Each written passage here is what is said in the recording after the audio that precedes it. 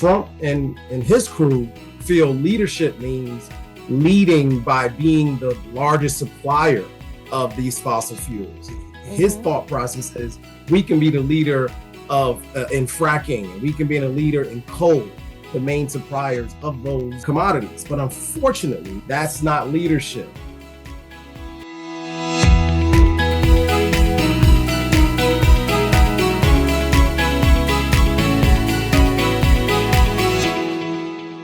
Hello, and welcome to another episode of What's Trending on Green Growth TV. Well, the US elections have been concluded and its winner announced. So today we'll be examining the recent US presidential election results and what they mean for the environment and global sustainability. Donald Trump's win brings in a very distinct vision on energy and environmental policies. And as a major world player, the US policies does have a ripple effect far beyond its borders, impacting global climate and clean energy efforts and, of course, environmental justice.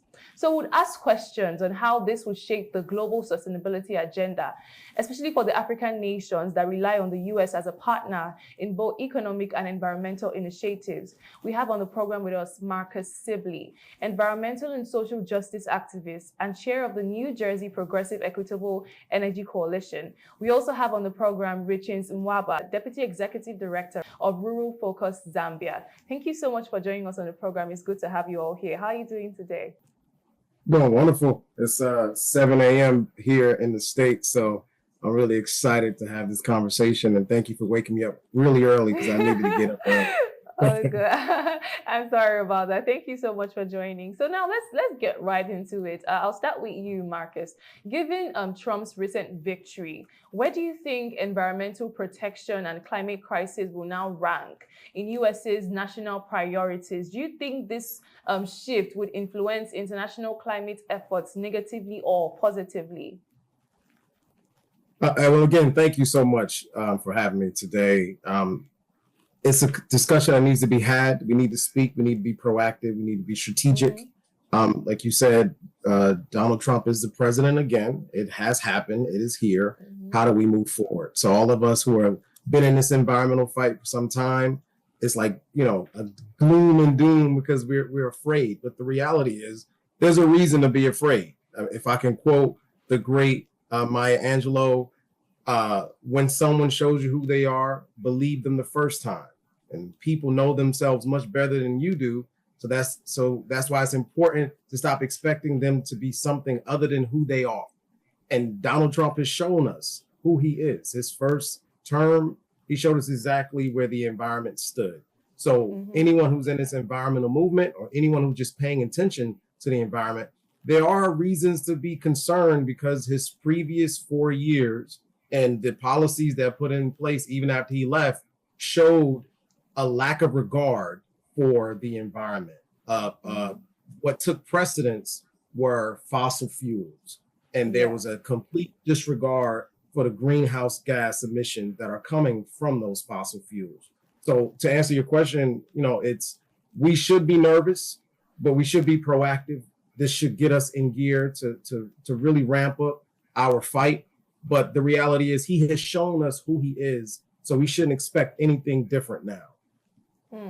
All right. So I would also ask that. I'll also throw that question to you, Richins. How do you think this shift would influence international climate efforts? Do you think it will influence, especially we that are in Africa, considering that we are in partnership with these countries as regards climate and environmental sustainability efforts? Do you think it would impact us negatively or positively? Well, thank you so much. And thank you for this privilege to be part of this program. First and foremost, let me say that to every advantage, there is a disadvantage. So when we look at the election where Trump has won, I can say that Trump's pro-fuel fossil stance might deprioritize climate action in the U.S. policy. This will definitely push the environmental protection down. What am I trying to say? I'm trying to say that internationally, this could lead to less funding and support for climate adaptation projects. Well, we should be able to know that will be impacting vulnerable regions. Vulnerable regions will be impacted, especially Africa, which relies on global commitments for the climate resilience. So as African countries, we may need to strengthen intra-continental partnership or look to other global allies like EU so that we support the climate efforts. Thank you so much. All right, thank you so much. So now, Marcus, I want to ask you, I'm sure you're aware because during Trump's last term, he actually withdrew from the Paris Climate Accord because, like you said, his preference is for fossil fuel investments, and they're well known. He didn't hide it. So with his return, what role do you think the U.S. will now play in global climate leadership? Do you think that role would decline? And if so, how would this affect partnerships with other countries that are seeking climate resilience? So do you think that his new position now as a re-elected president would decline the U.S.'s climate leadership in global terms? Excellent question. And I think everything is subjective. So I think for us, what we consider to be leadership, for us in this environmental movement who recognize fossil fuels is actually hurting us, even though it may be powering us, even though that's made what is what we're used to, what we've always used, what we've grown up with. The reality is it's been causing so many health complications, and particularly for the Black residents of this country who've been subject to so much racism, exploitation, and degradation. The cumulative impacts of those fossil fuels with other injustices make the health of Black people and other poor and other marginalized groups so much worse. So we know that. We think leadership means getting to the Paris Accord, doubling down on all types of programs and policies that are going to reduce emissions. But unfortunately, because things are subjective, Trump and his crew feel leadership means leading by being the largest supplier of these fossil fuels. His thought process is we can be the leader of in fracking, and we can be a leader in coal. And for them, from their point of view, this makes us in this United States a world power because we'll be the main suppliers of those commodities. But unfortunately, that's not leadership. Leadership is recognizing that we have to leave the planet in a better state than what it is now. And there's definite investments we have to make today in order to ensure that our children, nieces, nephews, all of our future generations have a planet that they can live and prosper in. I mean, right now, the road we on, that's not what's going to be their future. It's really not. So unfortunately, the same issues that you're speaking to, Richards, in Africa, the same thing is going to happen here. Because we're now seem like we're going to double down on bad investments, there's going to be less investments in the renewables, less investments in the clean, less investments in making sure we clean up our planet. That is our reality. Instead of complaining about it, we just have to lock in and see how do we navigate this next 4 years and the ripple effects after these next 4 years. But it's just the reality. It's going to be what it is because he's showing us who he is. They're going to deregulate again. They're going to double down again. They're going to make environmental justice. They're going to make that a bad thing. That's coming. Let's be clear. Environmental justice is going to be just like DEIJ. They're going to make that a bad term. And unfortunately, it's going to affect funding. That's going to happen. So we have to be smart. We have to be proactive. We have to be creative, but we have to keep fighting. All right, so now let's look at it because like you said, his thought process is boosting U.S. energy independence through fossil fuels. But I believe he's looking at it from an economic perspective. So now, and although there are economic benefits from it, but of course, this will drive up greenhouse gas emissions. So now, let's now try to be objective. With the dual need to support economic growth and still mitigate environmental damage, what balanced strategies do you think could help his administration? What other ways do you think he needs to look at this? Do you think he needs to address this to ensure that he's still able to balance economic growth while still ensuring that the environment is not damaged? So what strategies do you think we can prefer in his administration to address both of these concerns effectively? Again, another excellent question. And I'm so glad you asked this because this is something we battle every day. The reality is there's a misinformation campaign that's making people feel like if you make investments in clean and renewable energy, that you're not going to be economically viable. Yeah. That's simply not true. The reality is all of these new investments are going to take significant investments on the front end. But long term, when you factor in the true cost, we are going to save so much money moving forward when we don't invest in fossil fuels. That is a fact. It has been proven. The people who want to keep making money off of it are the ones who keep telling you that that's not the truth. But that is an inaccuracy. The other piece of it that we don't talk about enough is the value of health. Like, yes, is it important to make money? Is it important to have a stable economy? Of course. But when you're doing that on the backs of people's health, when people's health is being impacted, their quality of life, their ability to just walk outside and decompress and take a deep breath, but they can't because there's so much air pollution. You just want to nourish your body and have a cup of water, but the water is polluted. If you want to have some good food, but your soil is contaminated, our quality of life is being impacted every day by the pollutants that are coming from burning these fossil fuels. So yes, 100%, we have to make sure that we are economically viable. We have to make investments in things that are long-term and short-term going to be beneficial to our economy. But when we look at the impacts of health, and when we look at things from a longitudinal standpoint and see what these investments in green infrastructure and green jobs, we will make money. That is not to be questioned. Let's stop believing people who are making the millions of dollars per hour who are telling you what you need to do. They do not care about your well-being. They just care about their bottom line. All right, so now let's look at, like we've already established, Trump has his emphasis is on fossil fuels. Now, and if he does this, it will result in, it's most likely it's going to result in lower fossil fuel prices worldwide. So now, if this happens, or when this happens, do you think it would discourage investment in renewables?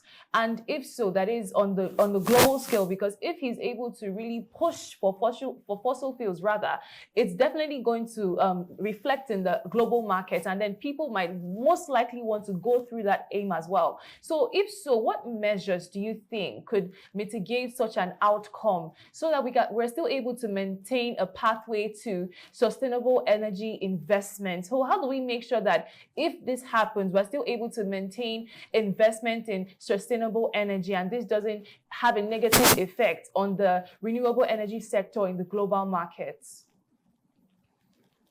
Well, unfortunately, I think their minds have been made up, so they're going to move forward with this. And I think people care about the bottom line. The bottom line is always, how much money can I save? How much money can I make?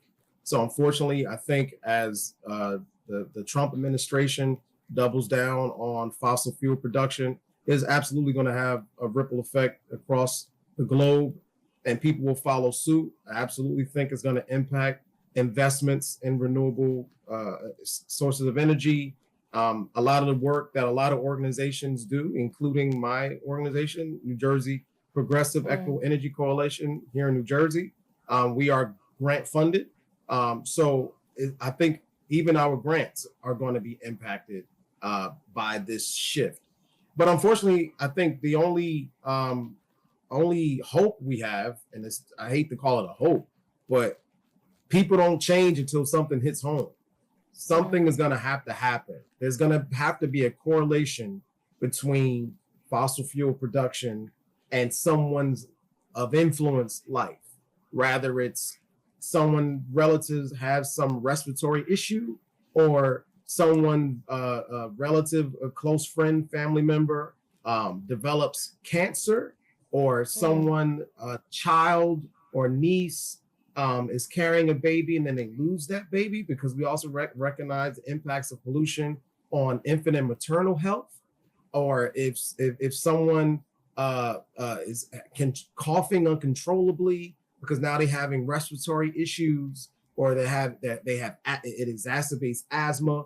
Like when someone sees someone that they love going through these things, and the only culprit is the pollutants that are in the air, then I think people may wake up. But unfortunately, it hasn't happened to enough people, or they've just ignored those signs. And so they don't have it doesn't have a real effect on their decision making. But unfortunately, that's coming. Like, and I'm so grateful for Green Growth Africa speaking to this, because the reality is it's coming. We're going to get to a point where not just one area, not just the black and brown areas, all of the areas are going to be vulnerable, because this is what climate change does. Climate change isn't is not a slow moving thing. We are rapidly losing our shores. We are rapidly having more increased storms and flooding. We are rapidly, the temperature is changing, which is also impacting the health of all of our residents. These things are here. They're only going to get worse. So unfortunately, I don't see things changing until people have that real life experience.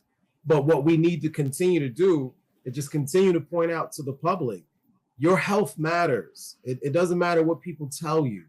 Your country making money is not more important than the health of your residents. It's not fair. It's not fair that every single resident deal with the impacts of the decisions that a few people are making. It's not fair. And I think the more we continue to beat that drum, let people know you don't have to have these health complications. There's a way that we can power our planet without killing our residents. That there are ways to do that. And also, when I want to touch on this piece too, there are ethical ways for us to get the minerals that we need to power this new clean energy future. There are ways we have to do it. We can't lean toward doing something better, but still rely on barbaric ways of getting our production. Like we have to be ethical. People need a living wage. We have to care about the condition that people are working in. So I think all around, we have to be better people. And if we're better people, we're going to care that even though we're making money today, the money we're making today is jeopardizing the future of the people who are coming tomorrow. That's not fair. So I think we just have to keep beating the drum. Keep beating the drum. Even when we don't think anyone's listening, keep telling people every day that your health matters. But are you implying that? Do you actually think that Trump is doing this because he doesn't care, or just because he thinks that there is more gain on the other side? So because what you're saying now is that you're implying that they know that what they're doing is not the right way to go, but they're still going in that way. So do you think that's what's really happening? 100%. Oh, like really? I 100%, yeah, I 100% think that people know the impacts. People have dissonance is real. So people try their very best to avoid the reality, but there are too many doctors. There are too many scientists. Everything that we're speaking about now has been proven. There are direct correlations between pollution and all the things, the aforementioned things like cancer, asthma, respiratory issues, infant and maternal mortality. These are facts. You can't avoid facts. Like they are real. So people are saying we prioritize money over people. That is what's happening. I don't want to make any mistake that the focus is on one thing, and we recognize that there may be some collateral damage. No, the collateral damage is known. It's not collateral. This is implied. This is why these are injustices. Like when we talk about environmental justice, these are injustices. These are human rights violations. So if we ever got to a point where we have strong leadership who recognize that the environment is worth real prosecution, these blatant acts are human rights violations that should be prosecuted, because you know what can happen. So to your point, yes, there are absolutely some people who feel this is a way to build the economy. This is a way to make sure America remains a leader and America doesn't have to rely on foreign powers to get our power generation. I 100% understand, recognize, and appreciate that. And I'm also cognizant of there are things we have to continue to do until we build our infrastructure to be green and clean. I get that. But to pretend like we don't know the real outcomes of what we're doing, to me, is criminal. Really is. All right. So now, what specific policies do you think he needs to consider in order to balance economic goals and health environmental concerns globally, you know, given the widespread impact of U.S. emissions on other nations? Because when these emissions increase, it's not just the U.S. that's going to be affected. A lot of other nations are also vulnerable to this. So what specific policies would you recommend he looks into in the course of his administration to balance out this economic goals with health and environmental concerns? Well, the difficulty with this question is, unfortunately, what happens during the 4 years of president's office is not the biggest issue. The biggest issue is the people that are put in place and the ripple effects of their decision making long term.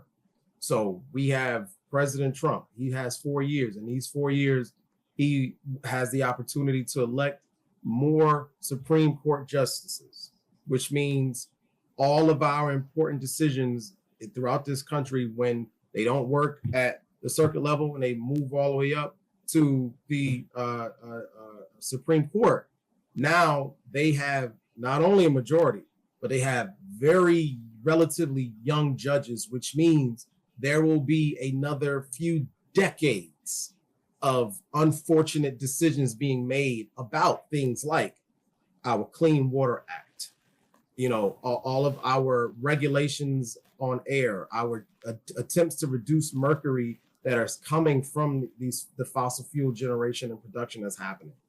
So the problem is he's going to put people in place that don't value clean air, that don't value clean water. So when we speak about the policies, like in the last 4 years, the Environmental Protection Agency here in the United States has done amazing work when it comes to prioritizing environmental justice, prioritizing clean water, prioritizing reducing emissions. There have been many policies put into place to make sure that we do a better job of acknowledging what's happening to communities based on the decisions we're making from a regulatory standpoint. So the deregulation aspect of a Trump presidency is what scares a lot of people, because there's been a lot of advances in the last 4 years under the President Biden, which is the truth. Under the EPA, there's been a lot of advances when it comes to environmental justice and when it comes to the environment and climate resilience. There absolutely has. Now what's going to come, because it happened the first 4 years under Trump, they started to deregulate a lot of things, as we spoke about earlier, already pulled out of the Paris Agreement. There's no desire to meet other world leaders where they're leaning to becoming better stewards. There's no desire to do that. So unfortunately, what's going to happen is going to be more deregulation. It's going to be more focus on fossil fuels. There's going to be less investments in clean and renewable energy. But we have to keep going. We have to keep educating. And what we also need to do is to become more proactive with getting people engaged in the political process. Because unfortunately, a lot of people in the environmental movement don't consider themselves political. And it's like everything we do is based on laws. We're fighting laws. We need to be political to make sure we're influencing people to get out there and vote. Because from your local level to your state, to your regional, to your federal, these are the decisions and the decision makers who are impacting your every single day of your life and putting things into practice and into place that will impact the life of your future relatives and friends. So it's like, yes, you need to be engaged. Yes, you need to be holding people accountable when they're running for office, asking them, what is their environmental agenda? Asking people, what do you plan to do when it comes to the environment? We can't always do that when it comes to a presidential race, but we can absolutely do that on a local level. They have town halls you can go to. You can speak to people while they're running. You can All of our elected officials have office hours. We can go and talk to their staffs. We can call. There's things we can do. We get so caught up into putting people in the office that we forget that we have mechanisms to hold them accountable once they're in office. We need that same energy to get people to the polls, to get those same numbers out to those offices, to those town halls, be in their face, letting people know that these things are a priority to me. The air that I breathe is a priority to me. Pollution. I'm speaking to my brothers and sisters in Africa. All of the pollution that comes into our waters and then impacts all over our planet, but then specifically, there are parts of Africa that I've seen. I haven't seen firsthand, but I've seen the footage of huge places where there's huge amounts of plastics, a huge amount of trash that's impacting the lives of the residents in those areas. And it's like, we can do better. We should do better. We have to do better. People deserve a better quality of life because we all deserve it. Like it should be that simple to me. We all deserve to have clean air. We all deserve to have clean water. We all deserve to have soil that produces our food, that is not full of toxins. We shouldn't have all these young people dying early. These things are preventable. Like every single thing that I'm talking about is preventable, but we keep allowing people to prioritize profit. And it's like, no, there are other ways. Will we have to spend a little more money on this new clean and green infrastructure? Yes, we will. But long term, should the thing that's powering your home also make your grandmother sick? No, like we don't have to do that. There's better ways of living. There's better ways of making money, and it's going to take the people. It's going to take a movement of the people to force the hand of our elected officials because they don't get it. They're taking marching orders, literal marching orders, because I'm also a lobbyist in the state of New York. I know exactly what lobbyists do. I know I'm an environmental lobbyist, but I know there's also lobbyists who are using their influence to tell our politicians exactly what their priorities should be. So we have to work harder to get in their ears too, because they do not care about what's happening to the people. They just don't. Take a short break now, and when we come back, we'll look and delve more into the conversation. Please stay with us.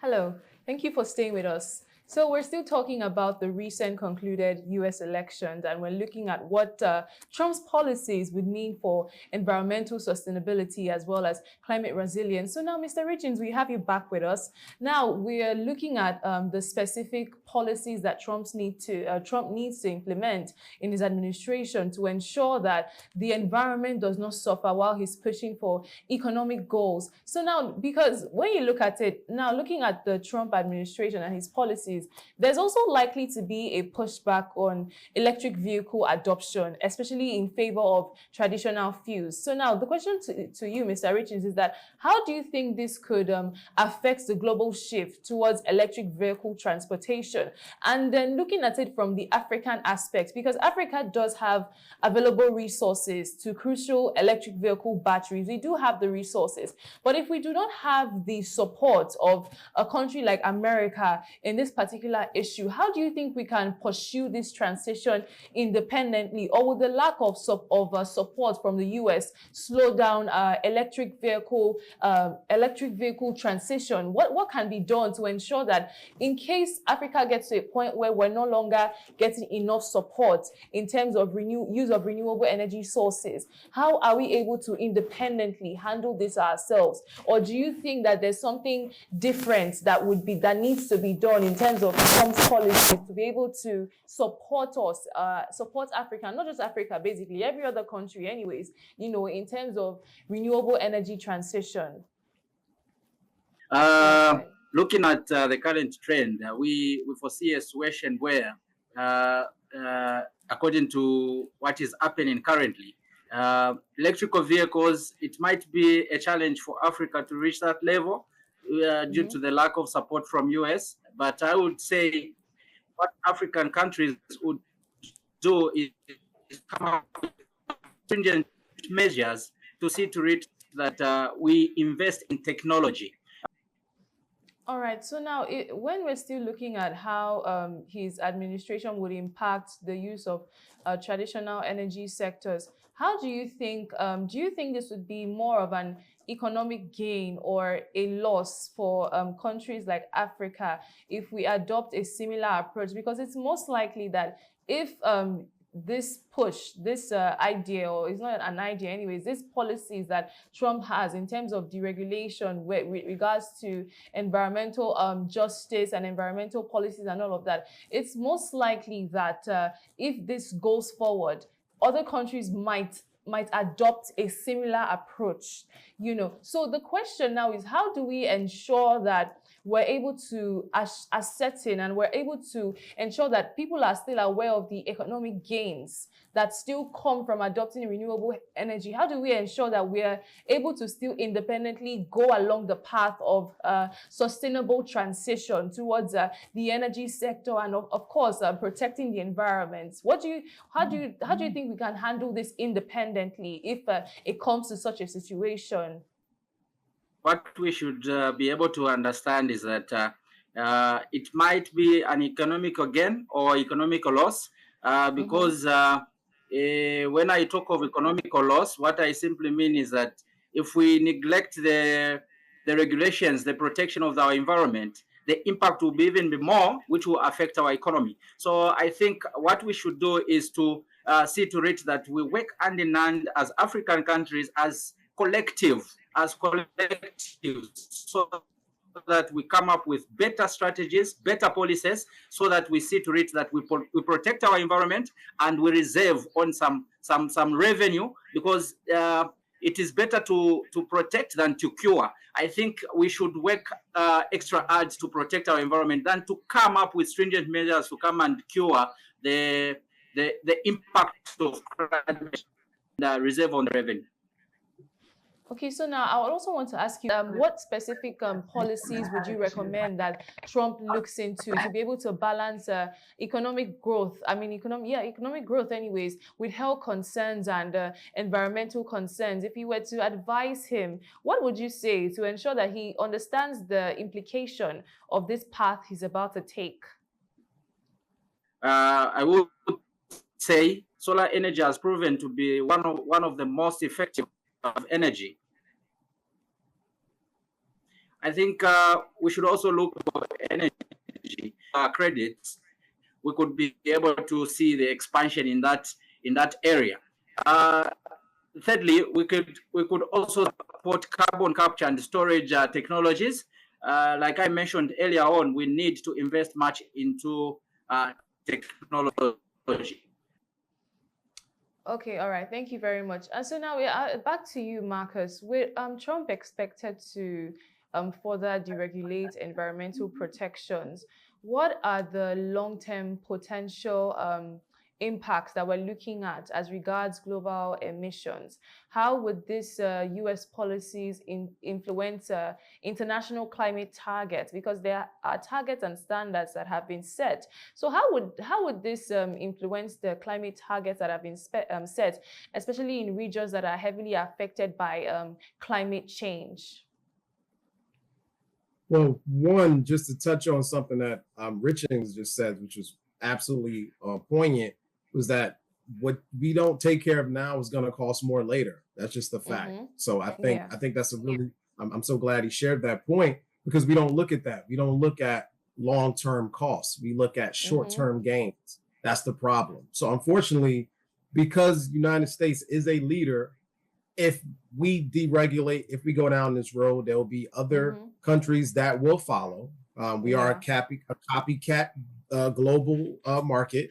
So unfortunately, there are people going to do the same thing, and we won't meet our goals. And what people don't recognize is the goals are put in place because the science is telling us the story. There are a lot of people who like to neglect science. A lot of people like to neglect data.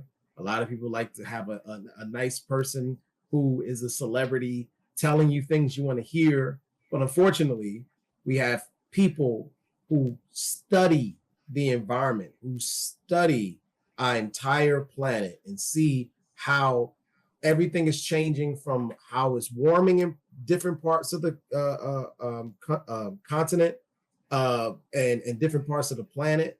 They're paying attention to what's happening to the glaciers and different other parts of our planet. They're paying attention to the shore that keeps eroding in different parts of the planet. We're paying attention to the impacts of deforestation that are happening not only in Africa, but also in South America, also parts of the United States. All of the things are happening that are worsening our planet. And we are going farther and farther away from our climate goals. And the whole point of the goals is to protect our future.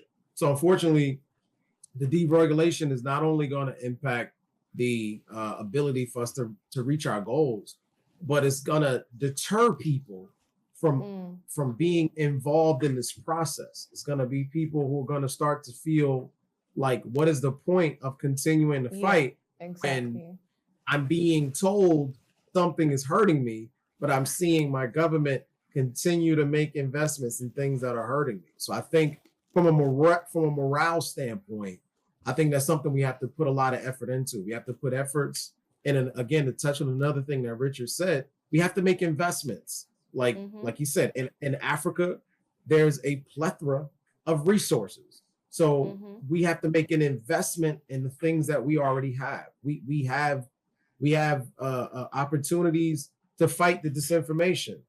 I think we need to make investments in that. I think we need to invest time, effort, resources into fighting this misinformation, because there are people who are getting paid, literally getting paid. And their full-time job is to influence the people who are making these decisions. I think we need the same type of activity from the green side, from the environmental side. We need to make investments into educating people, because the truth is, like Richard said, these things are going to cost money later. It's going to cost a lot more money. But the difference is, the bigger difference is, in addition to costing us more money down the line, it's also going to cost lives. And I absolutely want to keep saying that. It is, it will, it has. Air pollution has killed more people than the police have. And we know how many people the police have killed. Air pollution has killed more things than anyone. So it's like, we will get, if there's an injustice, if we see an unarmed person shot or assaulted, we will jump out. We will go protest.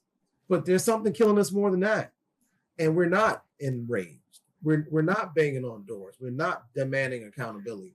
And that's the change that we have to make. So I think those things we have, like there's things that there's some people today, a few days after this election, who feel powerless. They feel hopeless.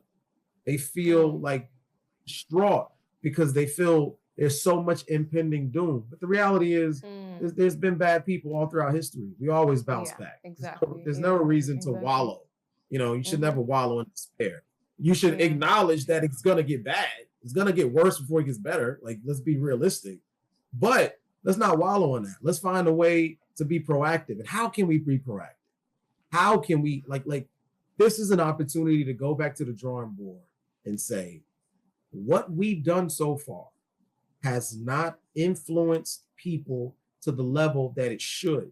Because if people say they love their mother, they love their grandmother, they love their children, they love their neighbors, if they say they love these people, if we know something is slowly killing them every day, if we know the deforestation that's happening across this globe is not only impacting those indigenous people who live in those areas, but it's also impacting the lungs of our planet, which are our tropical forests. Like if we know these things, like if we know for a fact, then there's work we need to do. So I think we need to stop acting like a victim.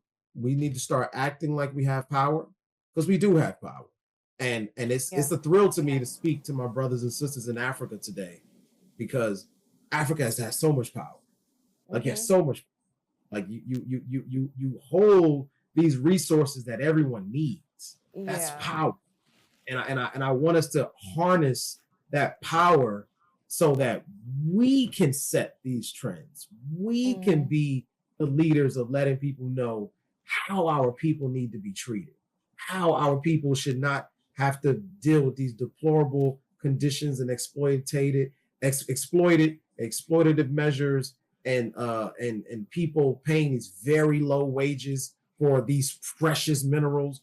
We need to start demanding better. We have to. And as a brother over here in the United States, I'm always going to fight. I'm always going to fight to make sure that everything we're calling for here is done ethically there, because an injustice anywhere is a threat to justice everywhere. Dr. King said that matters. It 100% mattered then. It matters now. I have to care, but a lot of people don't care. So we have to harness our own power and demand more, because they need you. They need Mother Africa. That's a fact. They need the resources from Africa more than we need them. Yes, Africa needs the finances and they need the partnership and support, but they need the resources, because that's where it comes from. So it has to be more of a balance in that relationship, because it's been imbalanced for too long. And we here have to do a better job of supporting our brothers and sisters in Africa who are dealing with that exploitation. We haven't done a good enough job of sounding the alarm about how things have to be more ethical. And we do that at New Jersey Progressive Equitable Energy Coalition, but we also have to do it more. We have to influence more people to stand up on the right side of history. All right, thank you so much. So just before we wrap everything up, I just want to get your final thoughts on this. And as well, because aside what the government needs to do, of course, the government is a very key player in all of this, but there's also the question of the people themselves, the citizens. So now looking at it, American citizens, what do they need to do differently to also push for a more sustainable environment, while we're looking and hoping that the administration does not lead into more dire situation? Even as citizens of the nation, what would you advise them they do differently to ensure that we don't lose our environment and we don't lose the resources, and everyone is still protected, everyone is still in good health and good condition? So just a final thought on that, and what you would advise the American citizens to do, whilst it seems as though they might not be able to rely anymore on the government in this aspect. So on the very base level, what can they do? Excellent question. And again, thank you so much for having me on your program today. One thing, we can never rely on anyone else. We can't expect our government to do what they're supposed to do. It's people like me. It's my job. It's my coalition's job to push the government to do better. But as a resident, your job is to do things to make your environment better. If we all do small things where we live, right on our own block, if everyone does their job, their small piece of the puzzle, collectively, we can create great change. So for one, if you recycling is going to lessen our the amount of waste that we create. Recycling helps that. And it also allows us to reuse, which is absolutely and always good. So if everyone recycled, and also make sure your municipality prioritizes recycling, because a lot of municipalities are now combining their waste with their recycling. So we have to fight to make sure that recycling actually happens. Another thing that we can do, we can lessen our carbon footprint ourselves with the amount of the energy that we use. Like, we use energy every day, but if you not in the room, turn that light off. If you're not watching the television over here, turn that television off. If you are brushing your teeth, simple thing. Let's not waste water. You don't have to have the water running the entire time you're brushing your teeth. These are small things and may seem insignificant, but if everyone paid attention to how much energy they're utilizing on a personal daily basis, if we're making sure that we're not cutting down trees are amazing, not only for the benefits that they do in purifying our air, but also in flood mitigation. Anytime you remove trees, you're increasing the outcomes of flooding. So making sure, just because you want to beautify your neighborhood, this tree is in the way. No. That tree is not only helping your flooding, but the shade it provides is also an environmental benefit, because the shade prevents the heat island effect. So it's important that we do these things. So I think every resident has an opportunity on a daily basis to do something to improve their neighborhood, to improve their community. And if you go for a walk, because I highly encourage people to go outside, to get outside, to decompress. But if you're going for a walk and you see litter, and especially if you see litter around a drain. So if in your neighborhood you see a drain and there's litter, what's going to happen? The more litter that accumulates around that drain, when there is flooding, when there is a lot of excess rain, there's going to be flooding. It's going to be excessive flooding because the water has nowhere to get to. And when it doesn't get to that drain, it's going to find another place to populate, and then that's going to impact your entire community.